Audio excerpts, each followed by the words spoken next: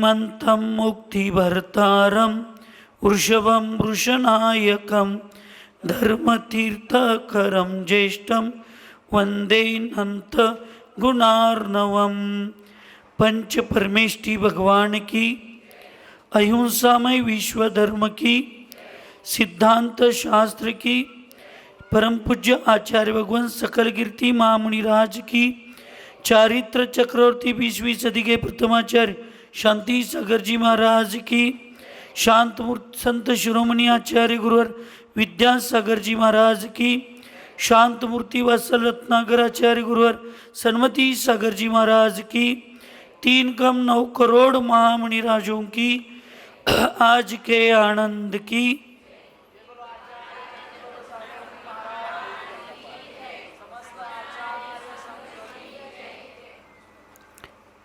आचार्य भगवंत सकल कीर्ती महामुनिराज मूलाचार प्रदीप या महान ग्रंथामध्ये पूर्व चर्चेमध्ये जे श्रमण, संयत, ऋषी, महर्षी, मनन, मुनी, अनगार, साधू, वीतराग अशी जी साधूंची नावं आहेत, ते नाव कसे सार्थकी आहेत याचं वर्णन पूर्व चर्चेमध्ये केलेलं होतं। आज या ठिकाणी जे असे महामुनिराज असतात,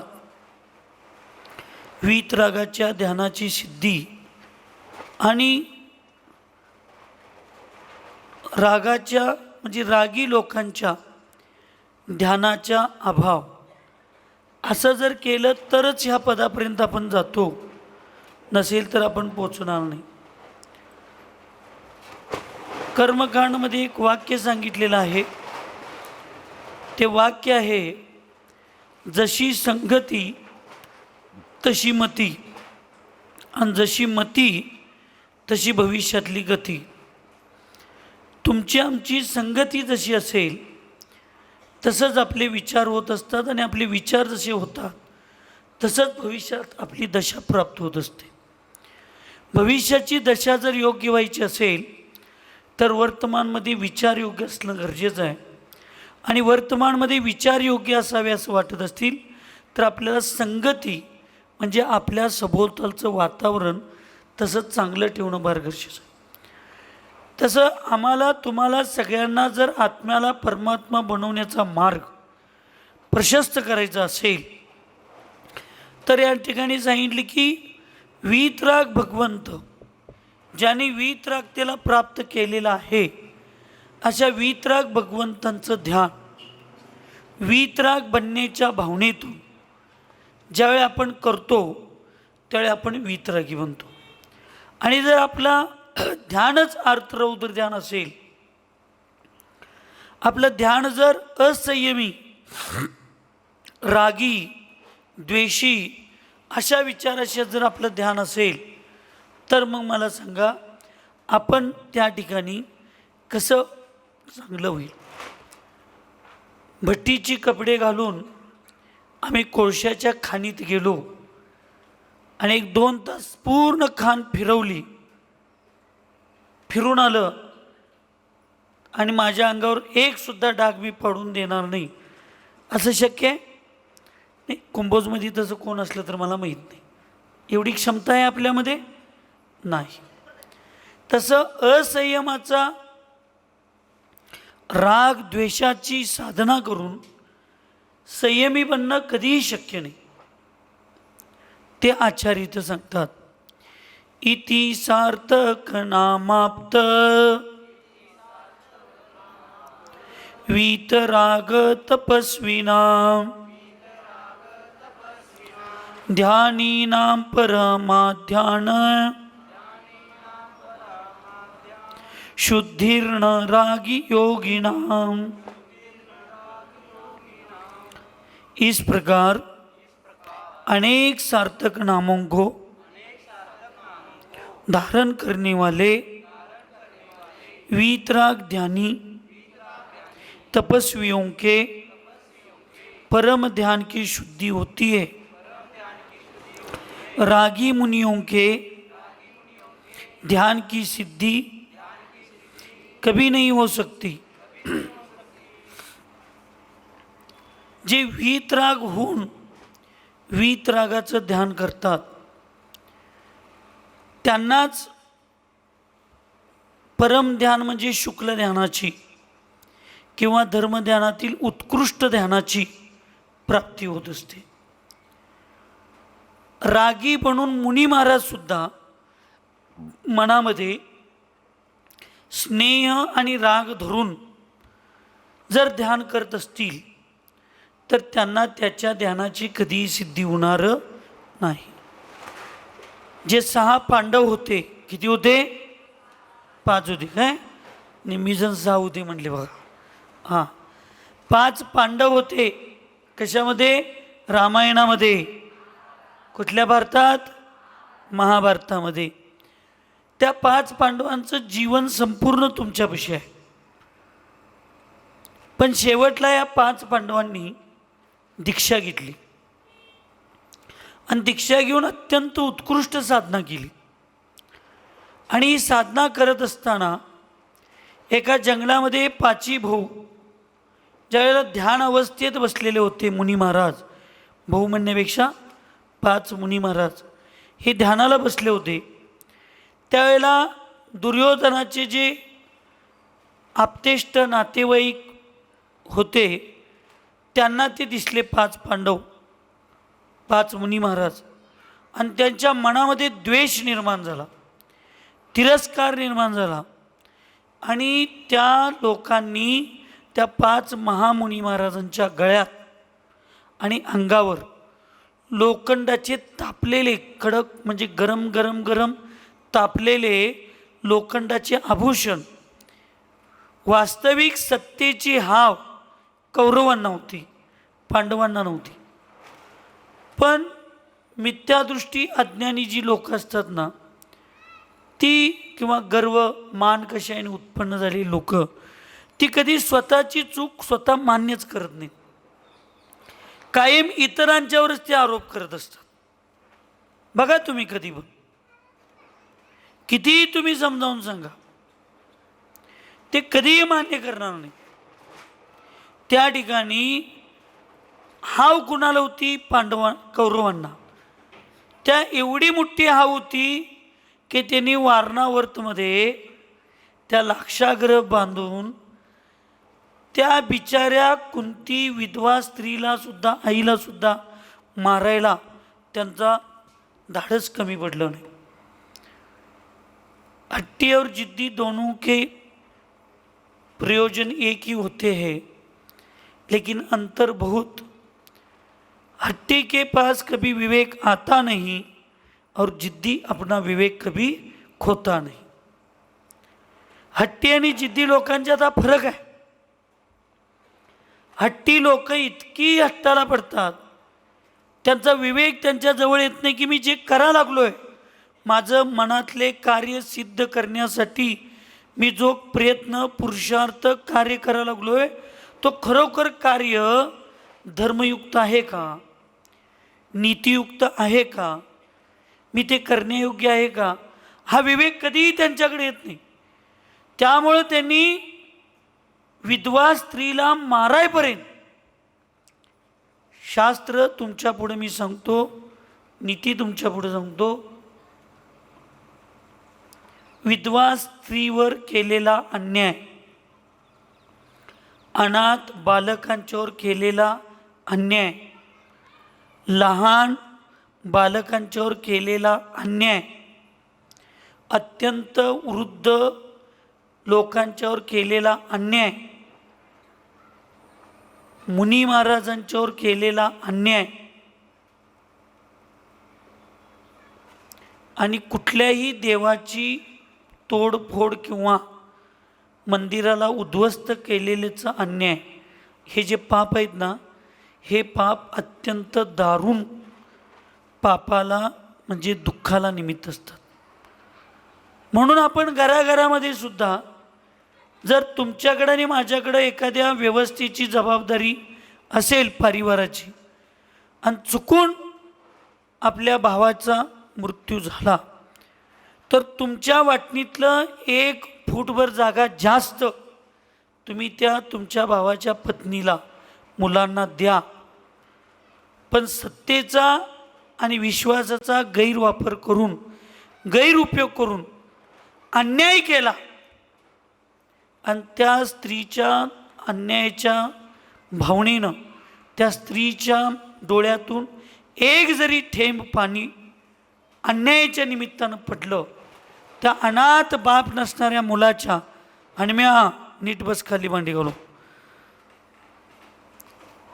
जर एक जरी डोळ्यातनं पाणी थेंब खाली जर पडलं तर ह्या दोघांचं अन्यायाचं तळतळ हिंदू भाषेमध्ये आणि जैन धर्मामधला कर्मसिद्धांत तुम्हाला आम्हाला कधीही माफ करणारं नाही. माझ्या पुढे एखादी अशी स्त्री हॉस्पिटलसाठी दान जरी घेऊन आली तरी मी तिला विचारतो की हे तुझ्या मुलाबरोबर चर्चा झाल्या का, किंवा तुझ्या परिवारात आता तुझे जे मुख्य माणसं आहेत ते झाले का. एखाद्या अशा स्त्रीचा मुलगा माझ्याकडे दान घेऊन आला आणि मला जर त्यांची घरची स्टोरी माहीत असेल तर मी विचारतोय तुझ्या आईला तू विचारलंयस का. कारण लक्षात ठेवा, अनाथ मुलाचं आणि विधवा स्त्रीच्या संपत्तीचा उपयोग आम्ही तुम्ही जर अन्यायपूर्वक जर केलो तर तुमच्या आमच्या आयुष्यात कधीही चांगलं काय होत नाही. त्या पांडवांना छळलेल्याचं जेवढं पाप कौरवांना लागलं त्याच्यापेक्षा जास्त पाप त्या विधवा स्त्रीला मारण्याचे प्रयत्न केले, म्हणून त्या कौरवांना एका कुंतीच्या मारण्याच्या पापाचं फळ लागलं. मेली काय कुंती नाही, पण भाव बिघडले,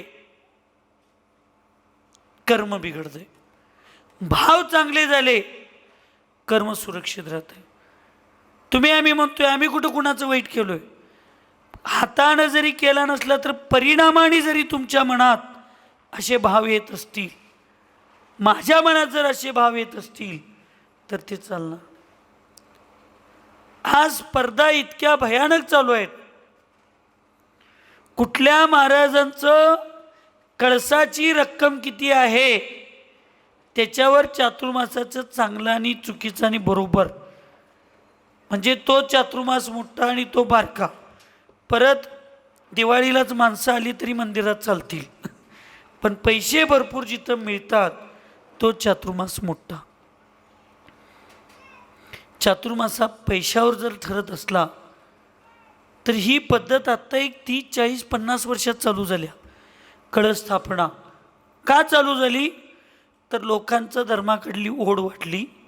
मग धर्म करण्यासाठी मंडप, येणाऱ्या जाणाऱ्यांची सोय व्यवस्था आदी हे एक मुख्य कारण.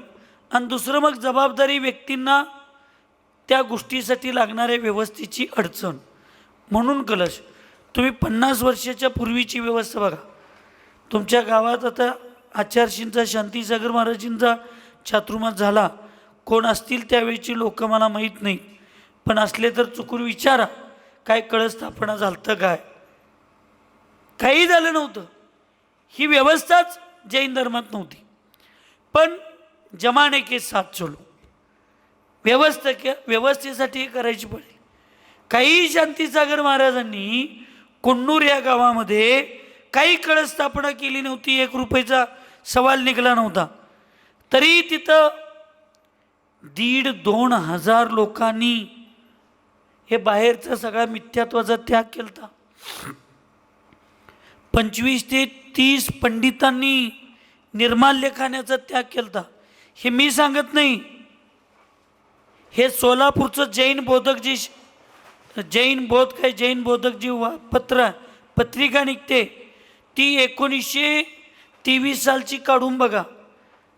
असं स्वतः आचार्यजींनी शेडबाळच्या आश्रममध्ये बोललं होतं की ह्या वर्षीचा माझा चातुर्मास सम्यक तो पूर्वक झाला असं मला म्हणायला अडथळा नाही.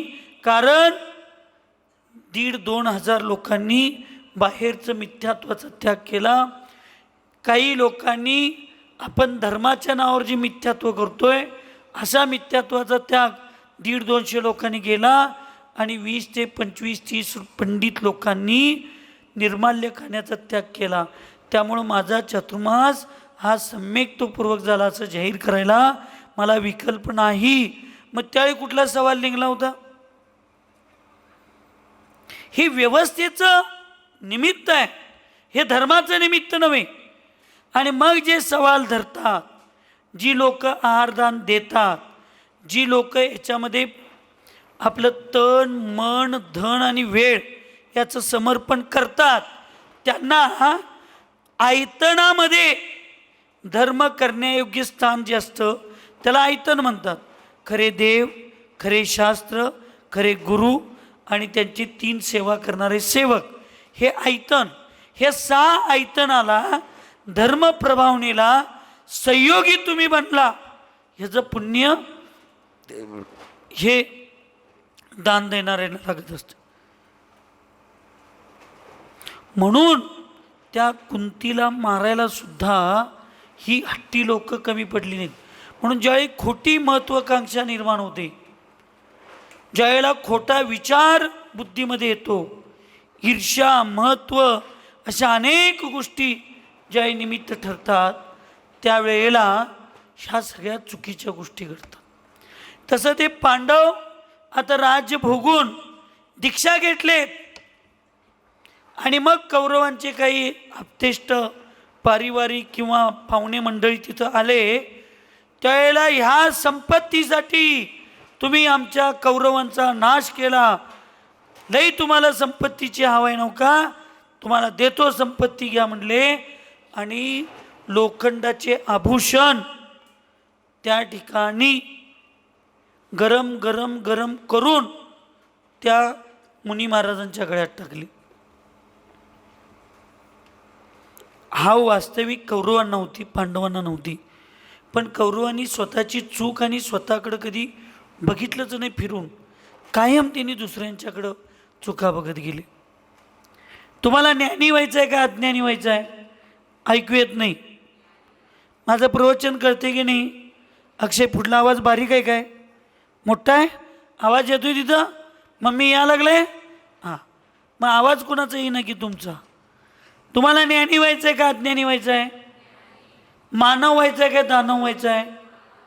नक्की सज्जन व्हायचं आहे का दुर्जन व्हायचं आहे? तुम्हाला हे जर सगळ्या गोष्टी व्हायच्या असतील तर सगळ्यात पहिला दुसऱ्याकडं बघून धर्म आणि दुसऱ्याकडं बघून परपंच करायचं सोडा. तुमचं घर मंदिर झाल्याशिवाय राहणार नाही आणि तुम्ही भगवान झाल्याशिवाय राहणार.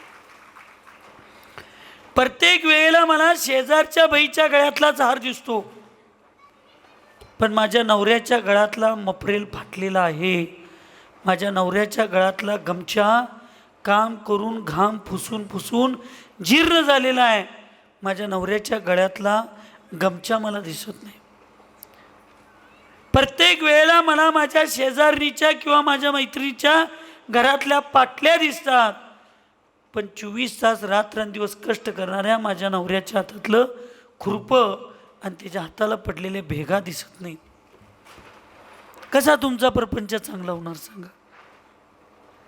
तुमच्या प्रपंचाचा आनंद हा शेजारणीच्या दागिन्यावर नाही, तुमच्या नवऱ्याच्या सुखदुःखामध्ये, सुखात मागं आणि दुःखात पुढं होण्यामध्ये खऱ्या तुमच्या संसाराचा आनंद आहे. हे मी विसरलो आणि आम्ही शेजारणीबरोबर, मैत्रिणीबरोबर आणि त्याच्या पुढं जाऊन माझ्या बहिणीच्या परिवाराशी मी माझ्या परिवाराची तुलना करायला लागलो. बघा, आमचं जिजू म्हणजे भाऊजी, आमचे जिजू कसं तिला सारखं जेवायला घेऊन जातात, तिला कसं पिक्चरला घेऊन जातात, कसं वर्षातनं 2दा फिरायला घेऊन जातात. कसलं माझ्या मिलीचं नशीब 10 वर्षात एकदा तर नेला. मग तुझ्या आईबापाचं काय डोळं झाकलं होतं? एक गरीब आहे, चांगला आहे, दिसलं नव्हतं? द्यायचं होतं श्रीमंताच्या घरात. पण जे समाधान तुमच्या खेड्यातल्या स्त्रीला आहे, जो आनंद जगण्याचा तुमच्या खेड्यातल्या महिलेला आहे तो आनंद कधीही शहरातल्या लोकांना नाही, हे लिहून ठेवा. नाही तर मग दुरुकर काकी इकडे कशाला आल्या असत्या? पुण्यात त्यांचं मस्त 2 BHKचं 40-50 लाखाचं फ्लॅट आहे. धाराशिवसारख्या शहरामध्ये त्यांचं तिथं घर आहे, मुलग्याचा फ्लॅट आहे, अफाट संपत्ती आहे. कशासाठी सोडून आलं असतं तुमच्या खेड्यात? जो आनंद, जो धर्म, जे परिणामांची विशुद्धी, जे लोकांचं निर्मळ मन खेड्यामध्ये असतं ते शहरात जास्त मिळत नाही, हे लिहून ठेवा. 2 बहिणी होत्या. बहिणी कुठल्या गावच्या? कुंभोजच्या. बहिणी घेऊया काय जावा घेऊया? काय घेऊया? बहिणी म्हटलं तरी इथल्या जन्मलेल्या झाल्या, जावा म्हटल्या तर जन्म काढायला झाल्या, आलेल्या झाल्या. सकाळी चौक्यात लई एकटी बोलत होती, कुंभोजच्या सुना लई गरीब आहेत, लई चांगले आहेत. मी सांगितलं तुला 3 वाजता उत्तर देतो, थांब. किती गरीब आहेत कळले की मला. अशा कुंभोजच्या 2 जावा. एकटी जाऊ ती कुंभोजमध्ये आणि एकटी जाऊ ती म्हणजे बहुता नवरा होता पुण्यामध्ये. दोघंही संपन्न परिवारात जगत होते, दोघेही चांगले होते. चातुर्मासची घोषणा झाली कुंभोज धर्मनगरीमध्ये. तरकट सागर महाराजांचा चातुर्मास सत्संग चालू वर्षी होणार आहे. घोषणा चालू झाली, घोषणा झाली. ती कुंभोजमधली जाऊबाई धर्मनगरवरनं हॉस्पिटलवरनं गावात आली आणि फोन करायला, ही आनंदाची बातमी सांगायला आपल्या जावेला फोन केली. फोन मग आता तुम्ही काय सहज बोलताय, व्हिडिओ कॉलिंग लागते तुम्हाला. मग व्हिडिओ कॉलिंग केली. कोण? कुंभोजमधली जाऊ. कुणाला? पुण्यातल्या जावेला. आणि ते बरोबर फोन करताना फोनवर सांगितली आणि एकदम त्या मोबाईलमध्ये दिसलं ओली भेळ, चाट. ती कुठं तर खायला गेली असतील सगळे. शिजा मनात लगेच बघा काय माझी पुण्यातली जाऊ किती समाधानी आहे, किती आनंदी आहे. कसं भेळ खात चौपाटीवर कुठं ते शनिवारवाडा आणि सारसबाग फिरत बसल्या. आणि काय माझं नशीब बघ, सासूला केलेलं अळणी स्वयंपाक खात बसायची पाळी चातुर्मासातलं. बिन कांदा बिन लसूण या अळणी खात बसायची माझं नशिबात आले. कोण म्हणा लागल्या? ऐकू ना. कुंभोजमधली जाऊ आणि ती पुण्यातली भेळ खायला लागल्या. त्यात कांदा आहे, लसूण आहे, सगळं आहे. ती भेळ खायला लागल्या आणि चंद्रपूर सागर महाराजांचा संघ कुंभोजमध्ये चातुर्ला मासला या लागलाय. हे ऐकल्याबरोबर तिच्या डोळ्यातनं पाणी या लागले आणि ती म्हणा लागले किती माझी जाऊ पुण्यवान असेल. 4 महिने तिला साधूंचं सानिध्य मिळणार, 4 महिने तिला आहारदान द्यायला मिळणार, 4 महिने तिला प्रवचन ऐकायला मिळणार. आम्ही कधी तर सुट्टीला गेलो तर 1-2 दिवस आम्ही करणार. आणि ही बघा 4 दिवस 4 महिने तिला किती सानिध्य मिळणार, किती पुण्यवान आहे. मी असलं पुण्य करायला कुठं कमी पडलो, असं ती अभक्ष खात पुण्यात राहून ती कुंभोजच्या चातुर्मासाचा एक आणि एक क्षणाचा आनंद घेण्याचं काय करायला लागल्या, भाव करायला लागल्या. आणि चातुर्मासात महाराजांच्या पुढं बसून भेळ खायचं, शनिवारवाडा आणि सारसबागमध्ये फिरायचं भाव करायला लागली. मला सांगा कुंभोजमधली ती जाऊ इथं बसून पुण्य मिळवली काय पाप मिळवली? आणि ती तिथं फिरून पुण्य मिळवली काय पाप मिळवली? भाव लक्षात ठेव. परिणाम फार महत्वाचे. फार क्रिया करायला पाहिजे तो भाग वेगळा, पण क्रियेबरोबर जर भाव नसतील, परिणाम नसतील तर ती काय करायची क्रिया? कोणत्या कामाची आहे ती क्रिया? काही त्याची आवश्यकता नाही त्या क्रियेची. म्हणून आपण क्रियेबरोबर भाव परिणाम फार महत्त्वाचे. म्हणून कालच्या दृष्टांतात मी सांगितलो ना, त्या अकृत पुण्याच्या घरात साळीच्या कोदरूच्या तांदळाची खीर होती. फक्त त्याच्या भक्तीपोटी मुनी महाराजांचा हार झाला आणि पंचाश्चर्यवृष्टी झाली त्याच्या झोपडीवर. आमच्या घरात महाराजांचा हार होतोय, आमच्या घरावरच्या झाडावरची पानं पण पडत नाहीत आमच्या घरावर. खरं आहे का खोटं आहे? काय होत नाही? कुठं तर परिणामांच्या मध्ये थोडी आमच्या तुमच्या काय आणि माझ्या काय तेवढं पवित्र चारित्र्याचं आणि मनाची विशुद्धी असणारे आज मुनी महाराज पण नाहीत, आणि तेवढ्या मनाची विशुद्धी असणारे श्रावक पण नाहीत. याला कारण फक्त तुम्ही नाही, आमच्यातली सुद्धा कमतरता आहे. कारण दोन्ही ठिकाणी ज्यावेळी पवित्रता असते त्यावेळी अतिशय घडत असतं. म्हणून स्वाध्याय, प्रवचन, चातुर्मास, धर्म याचं सगळ्यात प्रमुख कारण काय पाहिजे असेल तर ते सगळ्यात पवित्र कारण आपलं मन स्वच्छ आणि निर्मळ करायला पाहिजे. ते मन आमचं स्वच्छ निर्मळ नसल्यामुळं आम्ही स्वतःची चूक आम्ही स्वीकारायलाच तयार नाही. कायम इतरांच्यावर चुका टाकतो. तसं त्या कौरवांच्या पाहुण्यांनी केलं आणि त्या मुनी महाराजांच्या गळ्यामध्ये आभूषण, तापलेले आभूषण टाकले लोखंडाचे. सगळीजण अत्यंत स्थिर होऊन, अचल होऊन, अत्यंत आपल्या पवित्र शुद्धात्म्याचं चिंतनामध्ये लीन होते. फक्त नकुल आणि सहदेव चांगले भाव केले. नकुल म्हणणार माझ्या 4 भावांना किती त्रास होत असेल, आणि सहदेव म्हणणार माझ्या 4 भावांना किती त्रास होते.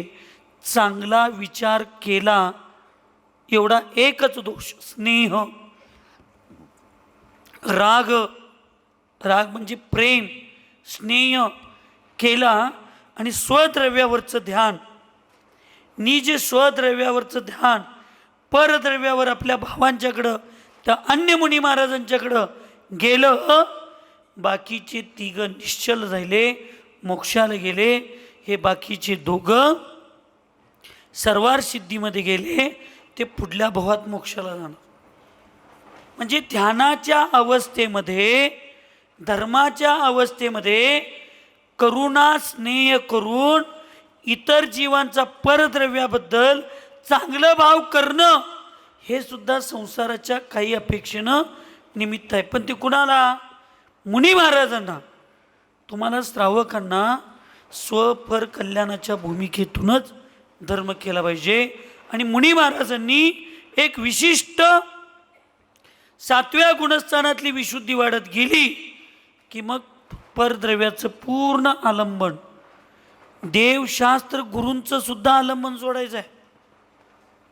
म्हणून समयसारजी सारख्या महान आध्यात्मिक ग्रंथामध्ये एका अपेक्षेनं 7व्या गुणस्थानातल्या स्वस्थानापर्यंत परद्रव्याचं म्हणजे तीर्थंकरांचं, देवशास्त्र गुरूंचं चिंतन तिथे केलं जातं.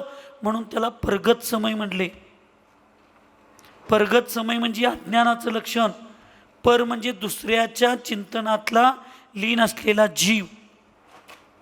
म्हणून समयसारजीमध्ये वगैरे 7व्या गुणस्थानाच्या 700च्या पुढंच खऱ्या ध्यानाची अवस्था, तिथून वीतराग अवस्था चालू होते, पूर्ण होत नाही, आणि ती 10व्या गुणस्थानाच्या अंताला पूर्ण होते. आणि 11व्या गुणस्थानापासून वीतराग, चारित्र्य किंवा वीतराग अवस्था पूर्णतेच्या रूपातनं सुरू होते. हे वास्तविकता आहे. म्हणून आपण भगवंतांच्या पुढंच गेलेलं असताना त्या वीतराग भगवंतांची भावना, पूजा करत असताना काय केलं पाहिजे? आपण ऐकायला काय झोपायलाय? चाहना सोना ना चाहे धन, प्यासे ए नैना कब देगा तू दर्शन, ए प्यासी अखियों की प्रभु देख ले दारा, मैं हार गया कब से पर दिल ये नहीं हारा, पाके ही रहूँगा तुझको मेरे भगवन, कर लो उद्धार मेरा आया हूँ शरण, चाहा ना सोना ना चाहे धन, प्यासे ए नैना कब देगा तू दर्शन. त्या भगवंतांच्या पुढे आम्ही भावना केली पाहिजे की केव्हा एकदा मला तुझ्या दरबारात शरण आलोय, मला काही नको, सोनं नको, चांदी नको, घर नको, काही नको, मला एकदाच अशी संपत्ती पाहिजे. दुःख कहो कम्मक कहो, दुःखाचा नाश होऊ दे, कर्माचा नाश होऊ दे, बोईला हो, बुद्धीची म्हणजे ज्ञानाची समाधीची प्राप्ती होऊ दे, समाई मरणम, समाधीचं मरण होऊ दे, जिन गुण संपत्ती हो मध्यम. हे जिनेंद्र भगवान, तुमच्यासारख्या गुणांच्या संपत्तीची प्राप्ती मला होऊ दे, कारण जी संपत्ती मला मिळालेली आहे ती नाशवंत आहे आणि जी तुमच्याकडे खरी संपत्ती आहे ती शाश्वत आहे. ही भावना आम्ही करून तिथे गेलो तर आमच्या आयुष्याचं कल्याण होणार आहे, तर मंदिरात जाणं सार्थ आहे. नाही तर पैसे नसलेला भिकारी मंदिराच्या बाहेर आणि पैसे असलेला भिकारी मंदिराच्या आत. तुम्ही पण देवापुढे हातच पसरा लागलाय, ती भिकारी पण बस्तीच्या बाहेर मंदिराच्या बाहेर तुमच्या पुढे हात पसरा लागलाय. मग भिकाऱ्यांच्यात तुम्ही फक्त जरा इंटरनॅशनल भिकारी, सुशिक्षित भिकारी, ते जरा आपलं गावठी भिकारी, एवढं म्हणजे विनोद नवा. मनाला विचारा, मागा लागलोय काय आपण? धन संपत्ती ती नाही. आता काय घेऊन जाणार आहे संकट सांगा? आपण काही घेऊन जाणार, फक्त घेऊन जाणार आहे ते चांगलं किंवा वाईट कार्मन शरीर, पुण्य कार्मन शरीर किंवा पाप कार्मन शरीर. हे एकच गटूळ आमच्याबरोबर येणार आहे आणि ते काय मिळवायचं आहे हे समजण्यासाठी आपला धर्म आहे. आणि ते समजले का नाही हे पाहण्यासाठी हा चातुर्मास आहे. म्हणून जे मुनी महाराज वीतरागी होऊन, कोणताही राग म्हणजे स्नेह नाही, करुणा नाही, द्वेष नाही, तिरस्कार नाही, न्यूट्रल, पूर्णपणे न्यूट्रल आणि फक्त निज शुद्ध आत्म्याचं चिंतन करत जे वीतराग बनण्याचा प्रयत्न करन, वीतराग शुद्धात्म्याचं चिंतन करतात, त्यांनाच वास्तविक परम ध्यानाची शुद्धी होत असते. रागी मुनी महाराजांना कधीही ध्यानाची शुद्धी होत नाही. मस्त एकाग्रतेनं ध्यान रावण केलता आणि बहुरूपिणी विद्या प्राप्त केला, पण त्याला मृत्यूला सामोरे जावं लागलं. आणि प्रभू रामचंद्रांनी फार मोठी तपस्या नाही, पण जी तपस्या ध्यान केलं ते वीतराग बनण्यासाठी भगवंतांचे ध्यान केलं, स्वतःचं ध्यान केलं, त्याची प्राप्ती त्यांना मोक्षाच्या फळाची प्राप्ती झाली. म्हणून आचार्य सांगतात रागी होऊ नको, वीतरागी होऊन ध्यान करा. ऐकायला का झोपायला आहे? पण आचार्यशी म्हणतात श्रावकांना, मुनी महाराजांच्यासाठी सांगितलं ध्यान करताना रागी नको, वीतरागी व्हा. आणि आचार्यशी विद्यासागरजी महाराज सांगतात श्रावकांना भगवंतांची पूजा करताना वीतरागी न होऊन रागी होऊन करा. आचार्यशींचं नाव घेऊन सांगायला लागलो मी. भगवंतांची पूजा करताना वीतरागी होऊन करू नका, रागी होऊन करा. कारण पूजा ही स्नेहपूर्वक असते, रागपूर्वक असते, गुणांचं कौतुक असतं, गुणांची स्तुती असते आणि असले गुण, असली स्तुती, असलं गुण मलाही प्राप्त होऊ दे, हे त्या पूजेच्या मागचे भाव असतात. मग तुम्ही वीतरागून भगवंतांची पूजा करायला लागला तर मग तुम्ही वीतरागी आहेच असं स्वतःला समजला तर मग तुम्ही वीतरागी होणार कसं?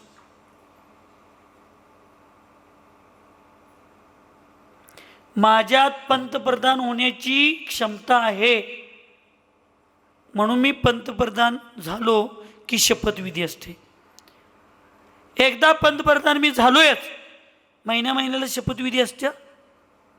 मग मी शुद्ध आहे, मी शुद्ध आहे, मी शुद्ध आहे, उगाच दिवसातनं 4दा म्हणायचं. मग हायस आणि अशुद्ध कशी झालीस? माझ्यात शक्ती आहे. शुद्ध स्वरूपोहम, मी शुद्धाच्या स्वरूपाची प्राप्ती किंवा माझा स्वभाव शुद्धाच्या स्वरूपाचा आहे. मी आत्ता शुद्ध नाही, माझ्यात ती शक्ती आहे. म्हणून वीतरागाची भावना करणारा वीतराग होतो आणि राग द्वेषाची भावना करणारा रागी द्वेषी होतो. तुम्हाला काय व्हायचं आहे ते तुमचं तुम्ही ठरवायचं. दसो शुद्धियों की उपसंहारात्मक महिमा म्हणून या 10 शुद्ध्या ज्या सांगितल्या, भिक्षा शुद्धी, ज्ञान शुद्धी, ऊर्जन शुद्धी, वाक शुद्धी, तप शुद्धी, विहार शुद्धी, वस्तिका शुद्धी, व्रत शुद्धी,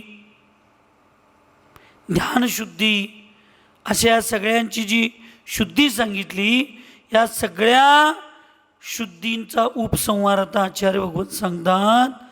इति जिन्मुख जाता एत्र शुद्धीर्दशैव शुभसः कलहंत्री स्वर्ग मोक्षाधिकत्री. इति जिन्मुख जाता एत्र शुद्धि दशैवर शुभ सकलंत्री स्वर्ग मोक्षाधिकत्री. परमचरण यत्नै पालयंतात्मशुद्धे रहित विधि मलांगास्ते चिराशूर महंत. आचार्य भगवान सांगतात, इस प्रकार भगवान जिनेंद्र देव के, सगळ्यांचा आवाज यायला पाहिजे, लक्षात ठेवा, मुख से प्रकट हुई ये 10 शुद्धियां समस्त अशुभों को नाश करने वाली है और स्वर्ग मोक्ष को देने वाली है. जो काय सांगितलं, अशा प्रकारे भगवान जिनेंद्र देवांच्या मुखातून प्रकट झालेल्या जिनवानीतून ही जी 10 शुद्धी सांगितलेल्या आहेत त्या समस्त अशुभांचा नाश करून स्वर्ग आणि मोक्षाची प्राप्ती करून देणारे आहेत. जो महापुरुष अपनी आत्मा को शुद्ध करने के लिए प्रयत्न पूर्वक धारण किए हुए परम चारित्र के द्वारा इन 10 शुद्धियों को पालन करते हैं, वे बहुत ही शीघ्र कर्म मल कलंक से सर्वता रहित हो जाते हैं. आणि जे मग हे महापुरुष आहेत ते आपल्या आत्म्याची शुद्धी करण्यासाठी जे प्रयत्नाला पुरुषार्थाला धारण करतात ते परम चारित्र म्हणजे सर्वोत्कृष्ट चारित्र्याच्या माध्यमातून 10 शुद्धींचं पालन करतात आणि फार लवकरात लवकर ते कर्ममल कलंकानं सर्वथा रहित होऊन ते कुठं जातात, मोक्षाची प्राप्ती करून घेतात, सिद्धत्वाची प्राप्ती करून ते घेत असतात. आणि ह्या सिद्धत्वाची प्राप्ती करून घेणं हेच वास्तविक तुमचं आमचं सगळ्यांचं, आमचं भले मुनी धर्माचं पालन असू दे, तुमच्या श्रावक धर्माचं पालन असू दे, या दोन्ही धर्माचं पालन करण्याचा उद्देश एकच आहे. कोणता? शुद्ध आत्म्याची प्राप्ती आणि सिद्धशिलेवर जाऊन विराजमान होण्याची भावना आहे, ती शुद्धी, ती प्राप्ती तुमची आमची सगळ्यांना होऊ दे. तसा पुरुषार्थ तुम्हाला आम्हाला करण्याचा होऊ दे. एवढीच मंगलमय भावना या ठिकाणी करतो. आणि सुखी रहे सब जीव जगत में, कोई कभी न घबरावे, वैर पाप अभिमान छोड़ जग, नित्य नये मंगल गावे. ओम नमः. सबको क्षमा, सबसे क्षमा.